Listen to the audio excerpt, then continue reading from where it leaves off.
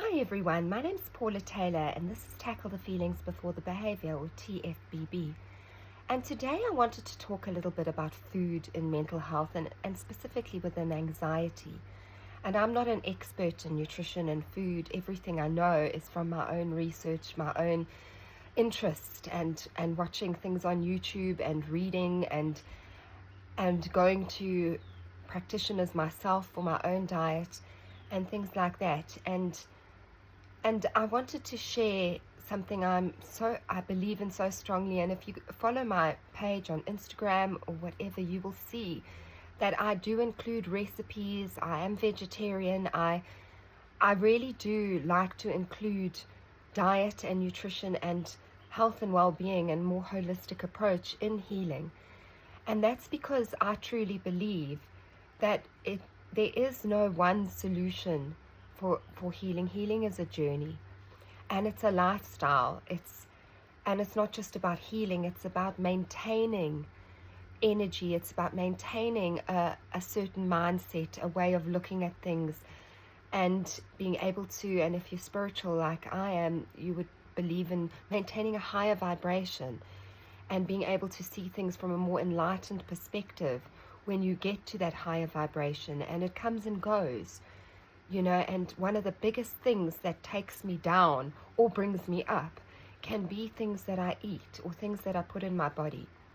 And for a long time now, I've been tuned in to what I can and can't eat, and what is good for me and what isn't. And truthfully, what is good for me isn't really, or bad for me isn't the same for everybody else.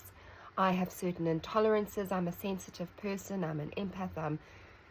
I've got a very frazzled nervous system from the trauma I've experienced in my life, and I struggle with certain things. And it would be very interesting to go and have a proper test to see how I really am with things like gluten and dairy, because those are things I can't have much of at all.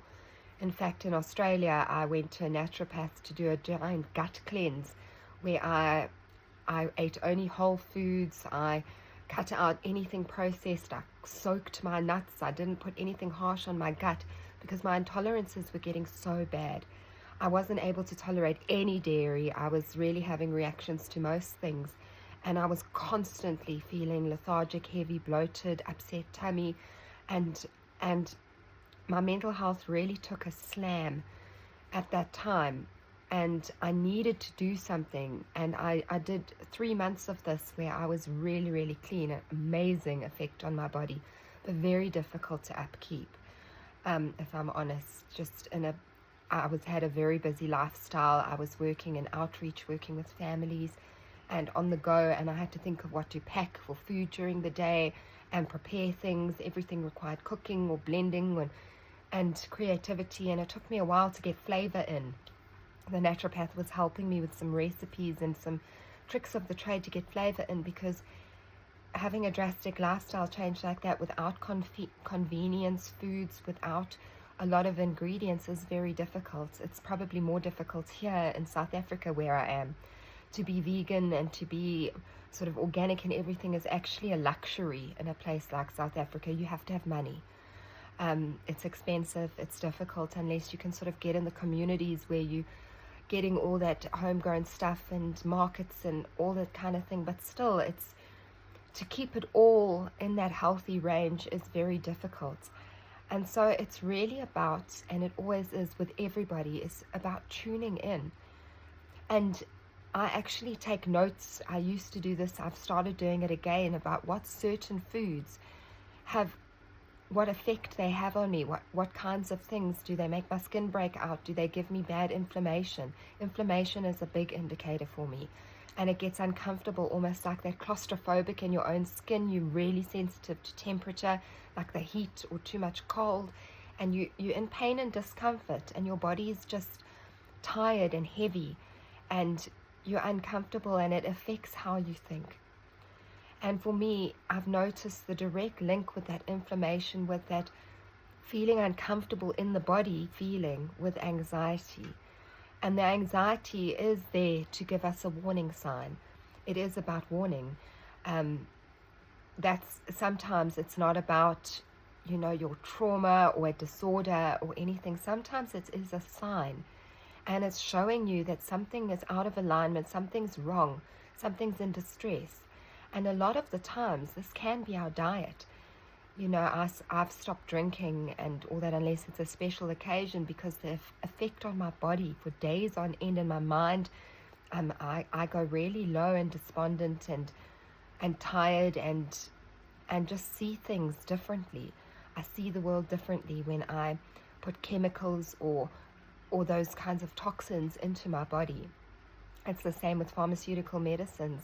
I can't have too much of it. I will have an anti-inflammatory if things get bad. I've got a back injury, but that's few and far between. I try to go natural, because all these things put pressure on the adrenal system.